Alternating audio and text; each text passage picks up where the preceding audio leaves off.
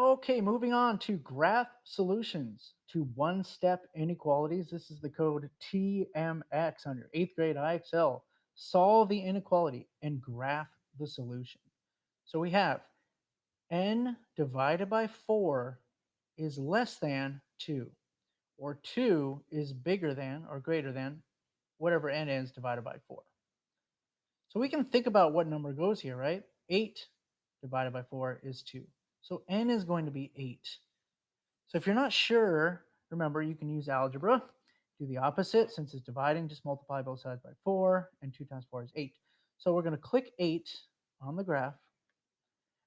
Okay, and the numbers, you rewrite it here.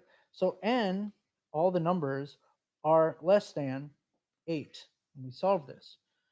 So all the numbers are less than 8. So which way do we go? Do we go to the left or to the right? Well, these are the numbers that are bigger. We need the numbers that are less. Okay, remember, 8 is the bigger side. This is the smaller side. Oh, you know what I forgot, and I'm glad I included it because it's a common error.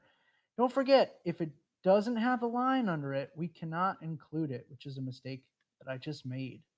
So since that's a common mistake and probably would serve us to keep it in, I'll just keep it in. All right, let's go to the next level, see what we're working with here. Okay, jumping up a level, you go all the way up to 55. All right. So, one of the things I like to do, and this is not all teachers do this, but I like to do it, I like to write it with the variable on the left. So, I start off by rewriting this r over 4. I put the negative 2 on the other side, and then I flip the sign the other way. I just like solving it that way. Then, what number divided by 4 is going to be, what set of numbers would be less than negative 2? So since I'm dividing, I can multiply by 4. It's going to cancel it out. And r is going to be all the numbers less than. If I multiply this times 4, I get negative 8. Okay? So here's negative 8. We need all the numbers that are less than. So which means I go to the left. Okay? Now, like I made the mistake before, I don't want to do it again. If there is no line under it, this needs to be open. Okay? Okay, so let's go ahead and write the problem down, but I like to write it, like I said, with the p or the variable term on the left. So you don't have to do that. I just like to do that. Switch this around so it's going to face this way, and negative 67 is now on the left.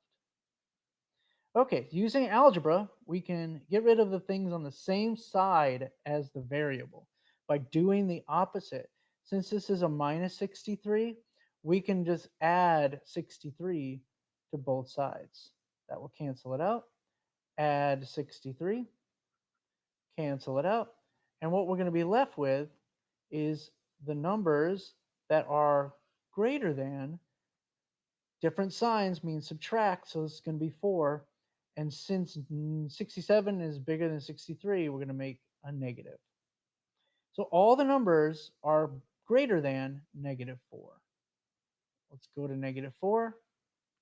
And all the numbers have to be bigger than that, so it's going to go this way.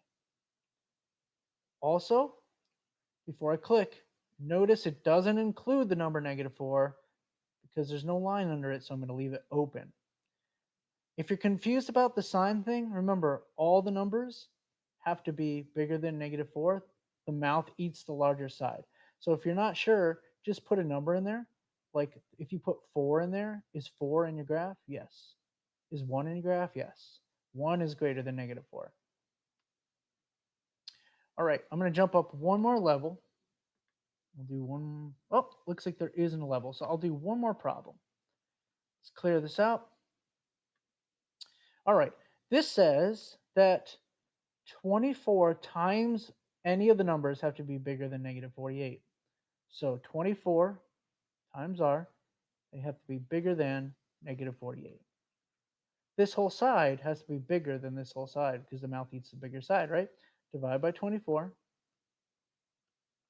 And we get r, all the numbers are bigger than negative 2. Go to negative 2 on your graph. All the numbers have to be bigger than that, so we're going to go this way to the right. Okay, it's not going to be colored in because it doesn't have the line under it. It does not include the number negative 2.